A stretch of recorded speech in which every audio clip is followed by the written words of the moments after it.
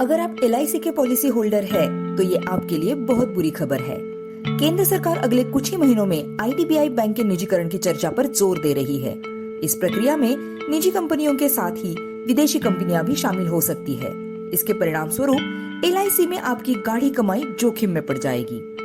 आप सोच रहे होंगे कि क्यों और कैसे?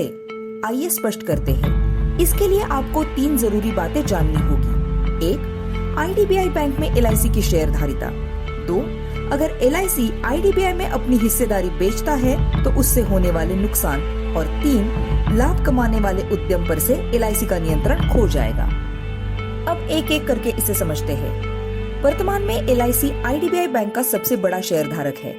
आधिकारिक आंकड़ों के मुताबिक IDBI में LIC की कुल 49.24% इक्विटी है। यह बैंक में 45.48% हिस्सेदारी रखने वाली केंद्र सरकार से भी बड़ी है। यह LIC को बैंक में स्वामित्व का एक बड़ा हिस्सा प्रदान करता है। केंद्र सरकार के निर्देशानुसार यह निवेश LIC ऑफ इंडिया ने जनवरी 2019 में किया था। LIC ने पॉलिसी धारकों के पैसों से लगभग 25,000 करोड़ रुपयों का निवेश किया है। यह निवेश 60 रुपए प्रति शेयर के दर से किया गया था। आमतौर पर ऐसे सभी निवेश लाभ कमाने के स्पष्ट इरादे से किए जाते हैं, जो पॉलिसी धारकों के हित में होता है। लेकिन अगर IDBI का निजीकरण होता है तो मामला गड़बड़ा जाता है। साथ ही RBI की मंजूरी के अनुसार LIC को IDBI बैंक में कम से कम 12 साल तक निवेशित रहना जरूरी है। हिस्सेदारी बेचने का फैसला पूरी तरह से RBI की मंजूरी के खिलाफ जाता है।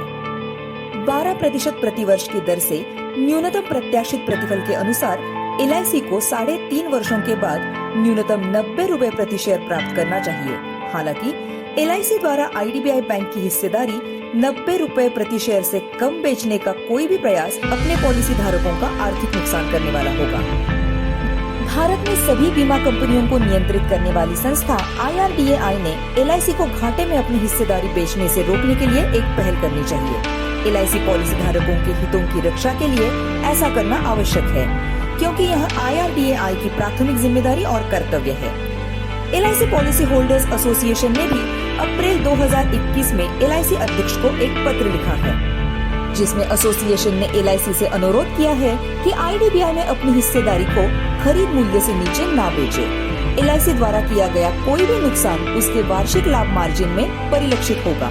इस प्रकार भारत के LIC की लाखों पॉलिसी धारकों के लिए यह कम लाभांश में परिवर्तित हो जाएगा।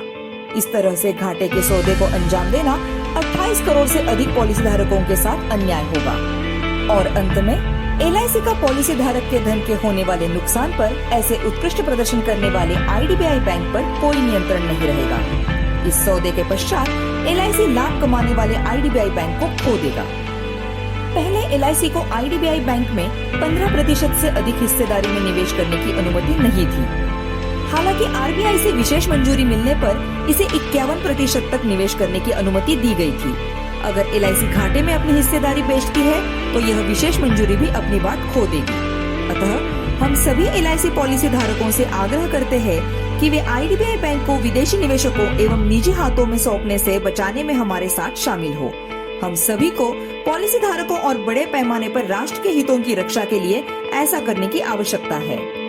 IDBI बैंक को बचाने के लिए कृपया United forum of IDBI officers एवं एम्प्लॉयज के साथ हाथ मिलाएं और एक सुदृढ़ राष्ट्र निर्माण में अपनी भागीदारी निभाएं।